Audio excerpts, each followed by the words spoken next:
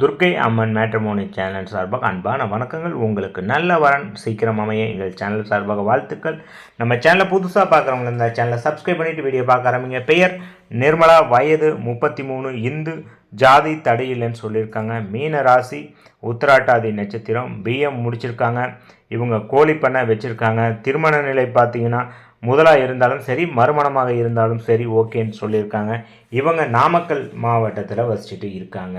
இவங்களுக்கு சொந்தமாக 2 வீடு இருக்குங்க. ஒரு 5 ஏக்கர் நிலம் இருக்குது. அதில் தான் கோழி பண்ணையும் போட்டிருக்காங்க. ஓகேங்களா. ஒரு வீடு இவங்க இருக்காங்க, இன்னொரு வீடு வாடகைக்கு விட்டுருக்காங்க. இவங்க பேங்க்கில் வந்து ஒரு 10 லட்சம் வச்சுருக்காங்க. நகைன்னு பார்த்தீங்கன்னா ஒரு 25 சவரன் டு 35 சவரன் வரைக்கும் வச்சுருக்காங்க இவங்க கையில். ஓகேங்களா. இவங்களோட எதிர்பார்ப்பு என்னன்னு பார்த்தீங்கன்னா, ஒரு டிகிரி முடித்து விட்டு இல்லைனா டிகிரி படிக்கலைனாலும் வேலைக்கு போகிற மணமகன் இல்லைனா ஒரு பிஸ்னஸ் செய்கிற மணமகன் தேவை அப்படின்னு சொல்லியிருக்காங்க. ஆல்ரெடி நடந்த திருமணம் வந்து பார்த்திங்கன்னா ஒரு விபத்தில் வந்துட்டு ஹஸ்பண்ட் வந்து இறந்துட்டார். இவங்க வந்து பார்த்திங்கன்னா லவ் மேரேஜ் பண்ணி தான் கல்யாணம் பண்ணிக்கிட்டாங்க. அதனால் பார்த்திங்கன்னா அதுக்கப்புறம் அவங்க வீட்டில் சைடில் சப்போர்ட் பண்ணாங்க. இவங்க அப்பா அம்மா வந்து எதுவும் சப்போர்ட் பண்ணலை. ஓகேங்களா. அவங்க வீட்டில் சப்போர்ட்னால் அவங்க அம்மா மட்டும், அந்த மாமியார் மட்டும் இவங்களுக்கு சப்போர்ட் பண்ணியிருக்காங்க. அதே மாதிரி இவங்களுக்கு வந்து இவங்க பேர்லேயே எல்லா சொத்தையும் அந்த அம்மா எழுதி வச்சுட்டாங்க. ஏன்னா அந்த அம்மாவுக்கு யாரும் இல்லை அப்படிங்கிற நிலையில். அப்புறம் ஹஸ்பண்ட் இறந்து அந்த பையன் இறந்துக்கிட்டாங்கிறதுனால கொஞ்ச நாள் அவங்களும் தவறிட்டாங்க. அதுக்கப்புறம் இப்போ பார்த்தீங்கன்னா இவங்க தனிமையில் தான் இருக்காங்க.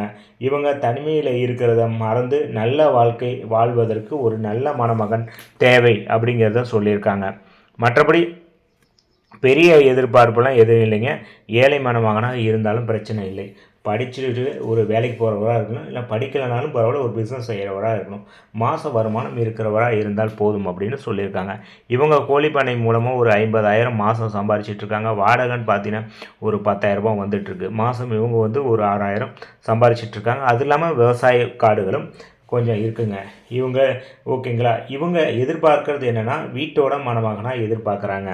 இவங்களோட தங்கி வேலை செய்கிற மாதிரி. அதே மாதிரி பிஸ்னஸ், அவர் பிஸ்னஸ் இங்கே வந்து இவருக்கு என்ன பிஸ்னஸ் செய்யணுமோ அதை ஏற்பாடும் நாங்கள் ஹெல்ப் பண்ணுறேன் அப்படிங்கிறதையும் சொல்லியிருக்காங்க. அங்கே பண்ணிட்டு இருந்த பிஸ்னஸ் இங்கே வந்து பண்ணுங்க அப்படின்னு சொல்லியிருக்காங்க. அப்படி வேலையை அங்கே செஞ்சுட்டு இருக்கும்போது இந்த ஊருக்கு வந்தாலும் நான் வேலையும் வாங்கி கொடுக்குறேன் போகிற மாதிரி இருந்தால் அப்படின்னு. ஆனால் என்ன, அன்பாக பாசமாக பார்த்து கொள்ளக்கூடியவராக இவங்களை பிடித்திருந்தால் கீழே தெரிகிற காண்டக்ட் நம்ம உங்கள் டீலில் சென்ட்